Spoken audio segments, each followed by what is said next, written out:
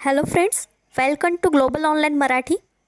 आजच्या व्हिडिओमध्ये मी तुम्हाला सांगणार आहे Shivaji university Kolhapur PET exam PhD entrance exam त्याचं रजिस्ट्रेशन चालू झालेले आहेत.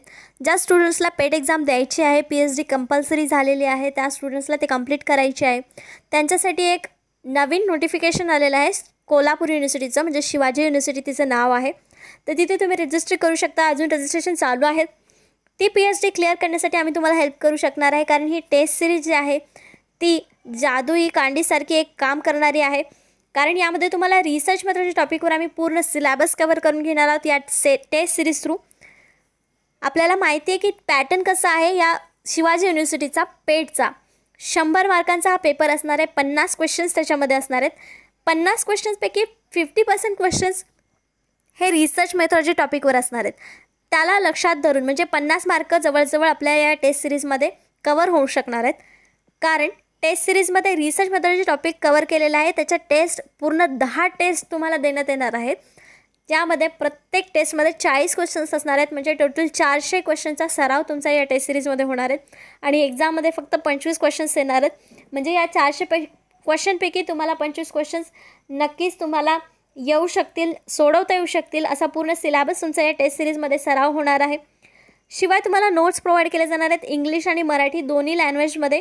PDF फॉर्मॅट किंवा हार्ड कॉपी जशा फॉर्मॅटमध्ये तुम्हाला हवं आहे तशा प्रकारे नोट्स मिळू शकणार आहेत. प्रोसेस अगदी सोपी आहे टेस्ट सिरीज जॉईन करण्यासाठी, पण त्याचं महत्त्व त्याचे फीचर्स एवढे चांगले आहेत की तुम्ही ही टेस्ट सिरीज जॉईन केल्या अभ्यासाला लागाल आणि PhD एंट्रन्स क्लिअर कराल. रिसर्च मेथॉलॉजीवरचे सगळे क्वेश्चन सिलेबस या टेस्ट सिरीजमध्ये तुमचा कंप्लीट होणार आहे. म्हणून लवकरात लवकर ही टेस्ट सिरीज सबस्क्राईब करा. टेस्ट सिरीज सबस्क्राईब करण्यासाठी फक्त दिलेल्या नंबरवरती व्हॉट्सअप नंबरवरती मेसेज करायचा आहे आणि त्याची फीस फक्त 499 रुपये आहे. फीस कमी आहेत पण त्याचे फीचर्स खूप चांगले आहेत, जे टेस्ट तुम्हाला ही एक्झाम क्लिअर करायला नक्कीच हेल्प करेल. मागच्या काही पेट एक्झाममध्ये देखील या टेस्ट सिरीजने भरपूर सारा रिझल्ट दिलेला आहे. भरपूर स्टुडंट्स क्लिअर केलेले आहेत PhD एंट्रन्स या टेस्ट सिरीज थ्रू. म्हणून लवकरात लवकर ही टेस्ट सिरीज सबस्क्राईब करा. पहिला प्रश्न बघूया. Bibliography given in a research report म्हणजे एका संशोधन अहवालात ग्रंथसूची असते किंवा कशासाठी असते, तर आपले ऑप्शन्स बघूया.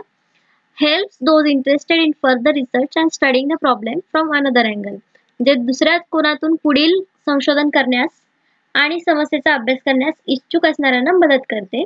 बी shows the vast knowledge of researchers संशोधकाचे अफाट ज्ञान दर्शवते. मेक्स द रिपोर्ट ऑथेंटिक अहवाल अस्सल बनवते. नन ऑफ द अबोव वरीलपैकी काहीही नाही. त्याचं करेक्ट ऑप्शन काय असणार आहे? ऑफकोर्स ए असणार आहे. कारण ग्रंथसूची जी असते ते दुसऱ्यांचा दृष्टिकोन बनवण्यासाठी किंवा आपल्या संशोधनावरून दुसरा कोण अभ्यास करणार असेल तर त्याला उपयोगी व्हावं किंवा काय आहे या रिसर्चमध्ये हे समजावं म्हणून ते ग्रंथसूची वगैरे अहवालामध्ये दिली जाते. त्याचं करेक्ट ऑप्शन ए असणार आहे. पुढचा प्रश्न, विच कम्स फर्स्ट, थेअरी और रिसर्च? प्रथम येते काय, सिद्धांत की संशोधन? आपले ऑप्शन्स आहेत theory because otherwise you are working in a dark. सिद्धांत कारण अन्यथा आपण अंधारात काम करीत आहोत असे होईल. Research because that's the only way you can develop a theory. संशोधन कारण आपण सिद्धांत विकसित करू शकता. It depends on your point of view हे आपल्या दृष्टिकोनावर अवलंबून आहे. The question is meaningless because you can't have one without other म्हणजे प्रश्न निरर्थक आहे कारण आपल्याशिवाय दुसरे एक असू शकत नाही. म्हणजे सिद्धांत किंवा रिसर्च दोन्हीपैकी एक असू शकत नाही. त्याचं करेक्ट ऑप्शन आहे C. It depends on your point of view हे आपल्या दृष्टिकोनावर अवलंबून आहे. सिद्धांत आधी की संशोधन आधी, किंवा काय होतं एखादा सिद्धांत आपल्याला मिळतो मग तो कसा येतो हे करण्यासाठी आपण संशोधन करतो, किंवा संशोधन केल्यानंतर आपल्याला एखादा सिद्धांत मिळतो. म्हणून हे आपल्या दृष्टिकोनावर आहे, आपल्यावर डिपेंड आहे की पहिले काय येतं. म्हणजे करेक्ट ऑप्शन काय असणार आहे? सी. बघूया पुढचा प्रश्न. We review the relevant literature to know हे जाणून घेण्यासाठी आम्ही संबंधित साहित्याचे पुनरावलोकन करतो. ऑप्शन्स आहेत what is already known about the topic विषयाबद्दल आधीपासूनच काय माहीत आहे. What concepts and theories have been applied to the topic या विषयावर कोणती संकल्पना आणि सिद्धांत लागू केले गेले आहेत. Who are the key contributors to the topic या विषयाचे मुख्य योगदान करणारे कोण आहेत. ऑल ऑफ द अबोव वरील सर्व. तर याचं करेक्ट ऑप्शन असणार आहे डी. कारण आपल्याला विषयाबद्दल माहिती मिळवण्यासाठी देखील साहित्याचा अभ्यास करणं गरजेचं असतं. त्याच्यानंतर संकल्पना सिद्धांत माहिती असण्यासाठी आपल्याला साहित्याचा अभ्यास करावा लागतो. तसेच कॉन्ट्रीब्युटर्स कोण कोण आहेत या टॉपिकवरती, आपण सिलेक्ट केलेल्या टॉपिकवरती, हे बघण्यासाठी देखील आपल्याला त्याच्याशी रिलेटेड साहित्य शोधावं लागतं. म्हणून हे तिन्ही ऑप्शन करेक्ट आहेत. म्हणून आपलं करेक्ट ऑप्शन काय आहे? D, all of the above. वरील सर्व गोष्टी आवश्यक आहेत. पुढचा प्रश्न, which of the following is not type of research question. पुढीलपैकी कोणता संशोधनाचा प्रश्न नाही? बघूयात ऑप्शन्स. अ हायपोथेसिस, एक गृहीतक. प्रिडिक्शन अँड आउटकम, एखाद्या निकालाची भविष्यवाणी करणे. इव्हॅल्युएटिंग अ फेनॉमेनन, एखाद्या घटनेचे मूल्यांकन करणे. डेव्हलपिंग अ गुड प्रॅक्टिस, चांगली सराव विकसित करणे. ए, बी, सी, डी तिन्ही आहेत जे संशोधनाचा प्रश्न होऊ शकतात किंवा समस्या असू शकतात. पण हायपोथेसिस हा संशोधनाचा प्रश्न होऊ शकत नाही. म्हणजे करेक्ट ऑप्शन ए आहे. अ हायपोथेसिस म्हणजे एक गृहीतक हा संशोधनाचा प्रश्न नाही किंवा तो विषय नाही. बघूयात पुढचं. Which of the following is not data collection method. खालीलपैकी कोणती डेटा संकलन करण्याची पद्धत नाही? ऑप्शन्स आहेत. रिसर्च क्वेश्चन, संशोधन प्रश्न. अनस्ट्रक्चर्ड इंटरव्ह्यू म्हणजे रचना नसलेली मुलाखत. पोस्टल सर्वे क्वेश्चनरीज, पोस्टल सर्वेक्षण प्रश्नावली. पार्टिसिपंट ऑब्झर्वेशन म्हणजे सहभागी निरीक्षणे. ते डेटा संकलन जे आहे ते रचना नसलेल्या मुलाखतीतून, पोस्टल सर्वेक्षण प्रश्नावलीतून, सहभागी निरीक्षणातून होतं. पण संशोधन प्रश्न म्हणजे काय? तर एक समस्या निवडणं, संशोधनाची समस्या निवडणं हे आहे. म्हणून ही डेटा संकलन करण्याची पद्धत नाही आहे. म्हणून करेक्ट ऑप्शन याचं आपलं ए असणार आहे, रिसर्च क्वेश्चन्स.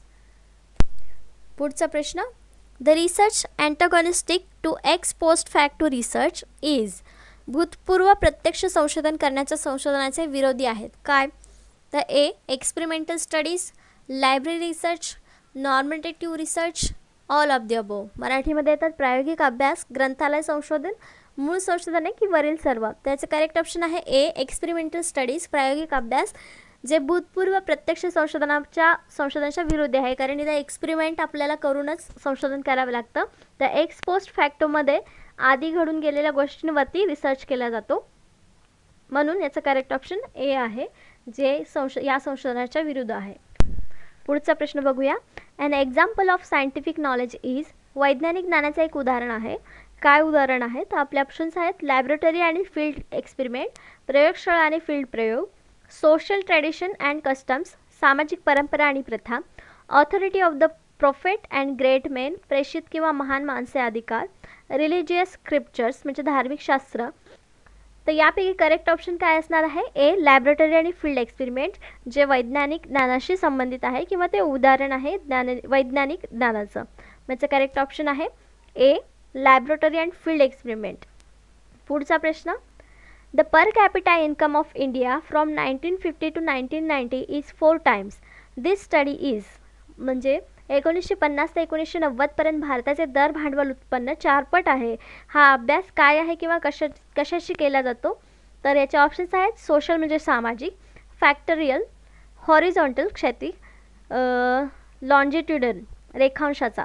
त्याचं करेक्ट ऑप्शन आहे डी, रेखांशाचा अभ्यास आहे हा, जो म्हणजे ठराविक काळामध्ये इन्कम आहे ते सेम आहे की कसं आहे हा अभ्यास करणं, म्हणजे रेखांशाचा अभ्यास करणं आहे. म्हणून ह्याचं करेक्ट ऑप्शन आहे D. Next question, attributes of objects, events or things which can be measure or called. म्हणजे वस्तू, कार्यक्रम किंवा मोजल्या जाऊ शकणाऱ्या गोष्टींचे गुणधर्म म्हणतात. कशाला म्हणतात? तर ऑप्शन्स आहेत. Data, reverse bias fact, variables, none of the above. वरीलपैकी काही नाही. तर ऑफकोर्स याचं करेक्ट ऑप्शन काय असणार आहे? व्हेरिएबल्स. व्हेरिएबल्सवरूनच तर आपल्याला ऑब्जेक्ट्स, वस्तूचे जे काय गुणधर्म आहेत ते आपल्याला समजतात, त्याच्यावरतीच आपण रिसर्च करतो. म्हणून करेक्ट ऑप्शन काय असणार आहे? C, variables. पुढचा प्रश्न, all cause non sampling errors except. वरील सर्व वगळता सॅम्पलिंग नसलेल्या त्रुटींना कारणीभूत काय आहे? ऑप्शन्स आहेत. फॉल्टी टूल्स ऑफ मेजरमेंट, मोजमापाची सदोष साधने. Defect in data collection, data संग्रहातील दोष.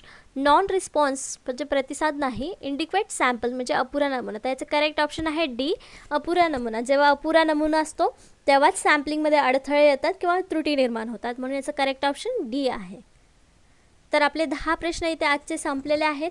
त्यानंतर महाराष्ट्र सेट 2021ची प्रिपरेशन करणाऱ्या स्टुडंटसाठी एक चांगली गोष्ट अशी आहे की आम्ही त्यांच्यासाठी देखील टेस्ट सिरीज अवेलेबल केलेल्या आहेत.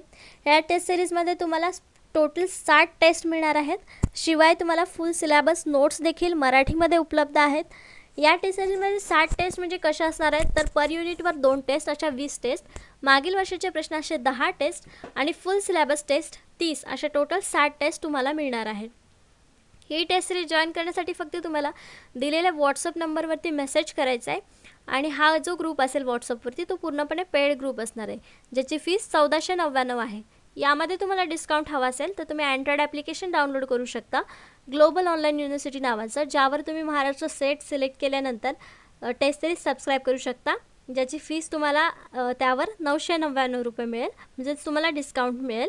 म्हणून लवकरात लवकर ही टेस्ट सिरीज जॉईन करा. नोटिफिकेशन येईल लवकरच सेट एक्झामचं. तोपर्यंत आपली टेस्ट सिरीज जर तुम्ही जॉईन केलीत तर त्याची टेस्ट सिरीजमध्ये भरपूर सराव होईल आणि येणाऱ्या सेट एक्झाममध्ये यश नक्की होईल आपलं. म्हणून लवकरात लवकर ही टेस्ट सिरीज जॉईन करा.